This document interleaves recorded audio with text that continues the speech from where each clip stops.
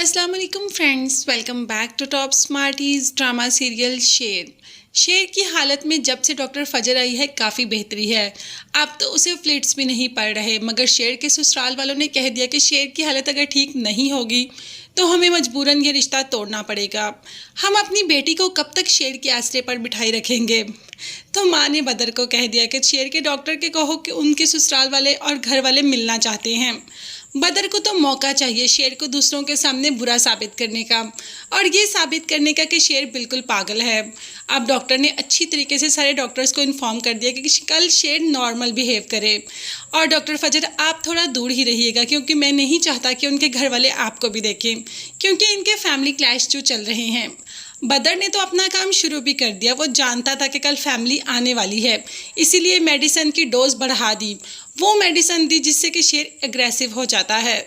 अब सुबह के टाइम डॉक्टर फजर शेर के पास आई भी और कहा कि देखो, तुमसे तुम्हारे घर वाले मिलने आने वाले हैं। मैं उस वक़्त तुम्हारे साथ नहीं होंगी, लेकिन तुम्हें बहुत ही नाइसली बिहेव करना है। रिदा जो 1 साल से तुम्हारे नाम की अंगूठी हाथ में लिए बैठी है, तुम्हारे नाम पे बैठी हुई है, तुम उसके साथ बहुत मिसबिहेव करते हो जब वो आती है। इस बार ऐसा कुछ भी ना हो।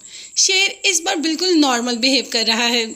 अभी तो मेडिसिन का असर शुरू नहीं हुआ। जब मेडिसिन का असर शुरू होगा तब देखते हैं शेर कैसा बिहेव करता है। शेर के घर वाले आए तो डॉक्टर फजर भी साइड पे हो गया। अब शेर बिल्कुल नॉर्मल बिहेव ही कर रहा था, अपनी माँ के साथ नॉर्मल ही बात कर रहा था कि अचानक उसकी नज़र फाहद पर पड़ जाती है। अब वो जानता है कि फाहद ने ही उसके बाप को मारा है, इसीलिए तो उसका गला ही पकड़ लेता है और कहता है कि मैं इसे छोड़ूंगा नहीं। इसने मेरे बाप को मारा है, इसकी तो मैं जान लेकर रहूंगा। बस इसी दौरान पास रिदा को भी देख लेता है। उस वक्त जिस को पास देखता है उसी पर अटैक कर देता है। एक हाथ फाहद के गले पर और एक ही रिदा को भी अटैक में शामिल कर लेता है।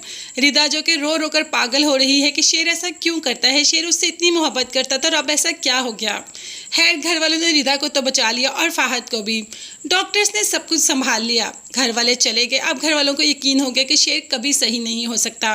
रिदा के घर वाले तो आगे जाकर इस रिश्ते से इनकार ही कर देंगे, मगर डॉक्टर फजर बहुत हैरत में चली गई, क्योंकि शेर ऐसा बिहेव तो करता ही नहीं।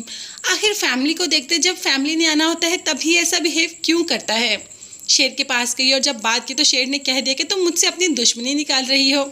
डॉक्टर फजर ने कहा कि तुम मेरे मोहसिन हो, तुम्हारे साथ मैं भला दुश्मनी क्यों निकालूंगी। मैं तो तुम्हें ठीक करके रहूंगी, मगर तुम्हें क्या होता है जब तुम्हारी फैमिली तुम्हारे सामने आती है, तुम इतना एग्रेसिव क्यों हो जाते हो।